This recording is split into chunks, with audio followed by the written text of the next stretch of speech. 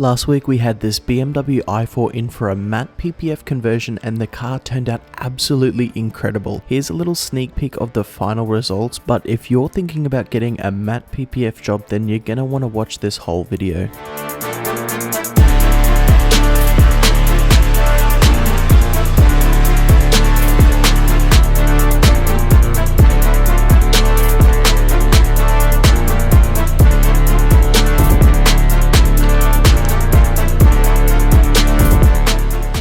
As always, we're going to smash out the tint first as it can be a bit blurry a couple of days after the install. Once it's tinted, we're going to move it further back into the booth and we're going to get started on the PPF process. A common question we get is what happens if we come across a problem with the car or paint during the install? Firstly, no matter the job, it's always important to be honest and have an open line of communication. That's why before PPF application, we check over every panel very thoroughly. This way, if we find any issues, we can notify the customer and recommend the best solution. However, this car did have a few problems that we'll go over a little later.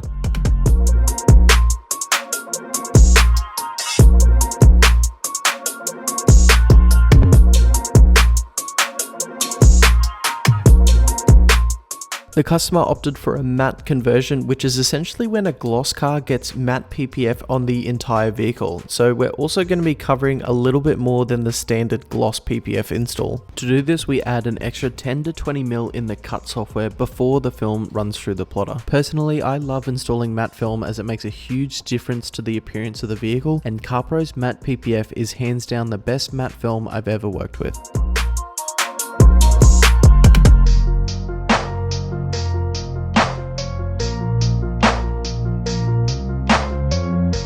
Right, so we've installed the driver and passenger side and the film is all dry and any excess has been trimmed off. We haven't found any issues so far with the side, so now we're going to focus on the bonnet, roof, boot, and then eventually the bumpers.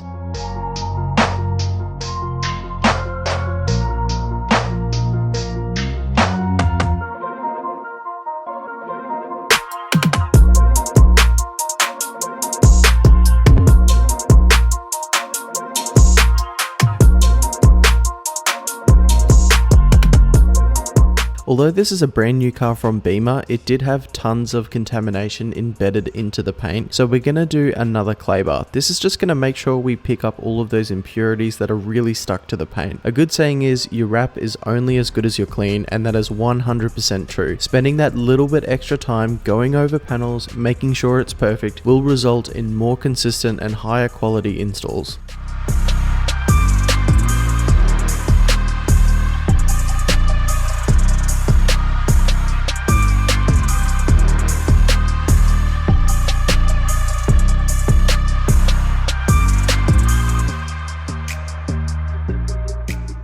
Now once we moved to the boot, this is where we started noticing a lot of issues with the car. Firstly, the boot had quite a lot of scratches in the paint, which is a sign that something has happened here, whether at the dealership or the factory. Now gloss and matte PPF will cover these scratches, so there's no need to spend extra money polishing the affected area. But we also noticed a lot of nibs and runs in the paint of the front and the rear bar. After further inspection, it was clear a large section of the bumpers had been repainted, so we immediately phoned the customer. As I mentioned previously, this open line of communication is super important when dealing with any potential problems. We let them know the risks with installing film on the resprayed areas and they were happy for us to go ahead. The front bar did have a few large nibs, so we're going to remove them with a tungsten block and wet sand the area. Once this was done, it was pretty much invisible and you couldn't see it once the film was on top. We were really happy with the results, and like I said earlier, the customer was over the moon. If you want the same amazing work on your vehicle or you're just after some more information about PPF, visit our website located in the description. Now that's all from me guys, but enjoy this before and after footage of the BMW matte PPF conversion. Thanks guys and have a good one.